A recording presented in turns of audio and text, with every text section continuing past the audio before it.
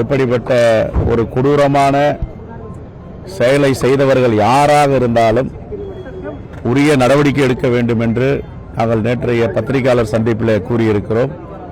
அதேபோன்று இன்று காவல்துறை மாவட்ட கண்காணிப்பாளர் சரியான முறையில் விசாரணை நடைபெற்றுக் கொண்டிருக்கிறது. எங்களை நம்புங்கள். அது எப்படிப்பட்டவராக இருந்தாலும் யாராக இருந்தாலும் உண்மை குற்றவாளியை உங்கள் முன் நிறுத்துவோம், சட்டத்தின் முன் நிறுத்துவோம் என்று சொல்லியிருக்கிறார். ஆகவே எங்களுடைய மாவட்ட தலைவருடைய உடலை இன்று அடக்கம் செய்துவிட்டு இந்த விசாரணையை காங்கிரஸ் பேரியக்கம் தொடர்ந்து அணுவாக இதை நாங்கள் பரிசீலித்து ஆலோசித்து சட்ட நடவடிக்கையில் நாங்களும் அவர்களும் சேர்ந்து ஈடுபடுவோம்.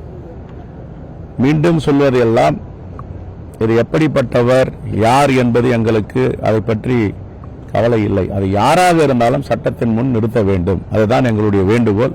நேற்றுக்கும் தமிழக அரசிற்கும் காவல்துறைக்கும் நாங்கள் வேண்டுகோள் வைத்ததெல்லாம் உண்மையான குற்றவாளியை கண்டுபிடிக்க வேண்டும்.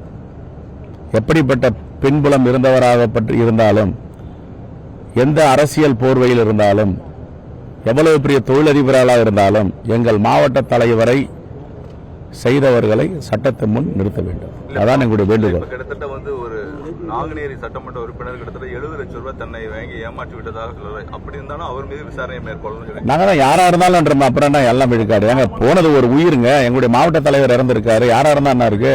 அப்படிலாம் கிடையாது. கட்சி ரீதியாகவும் இதுல என்ன உண்மைத்தன்மை இருக்கு, இதுல என்ன விசாரணை நடத்திட்டு இருக்கோம், ஒரு கமிட்டி போட்டிருக்கோம். இங்கேயும் காவல்துறையும் மாண்புமிகு முதலமைச்சரையும் நாங்கள் கேட்டுக்கொண்டதெல்லாம் உண்மையான குற்றவாளியை அடையாளப்படுத்துது. இதில் யாரும் தப்பிக்க கூடாது.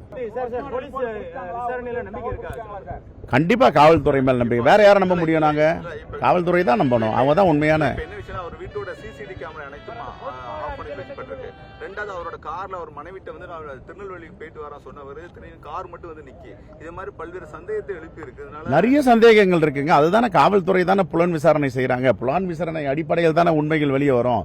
ஒன்னு ஒன்னா வர ஆரம்பிச்சிருக்கு. உங்களுக்கே தெரியும். இன்னைக்கு மாலையில ஒரு செய்தி சொல்றேன்னு இருக்காங்க. நான் இன்வெஸ்டிகேஷன் எவ்வளவு துரிதமா போகுதுன்னு. நீங்க இதை மாவட்ட கண்காணிப்பாளர் காவல்துறை கிட்ட கேட்டு, இப்போ இது மாதிரி தமிழ்நாடு காங்கிரஸ் கமிட்டி தலைவர் ஃபேர் இன்வெஸ்டிகேஷன் பண்ண சொல்லியிருக்காரு. உங்ககிட்டயும் பேசியிருக்காரு. அம்மாங்க இதோடைய வெளிப்படையான விசாரணை, இதுல என்ன முன்னேற்றம் ஏற்பட்டிருக்கு நீங்க கேளுங்க. நாங்களும் கேட்டுட்டு இருக்கோம்.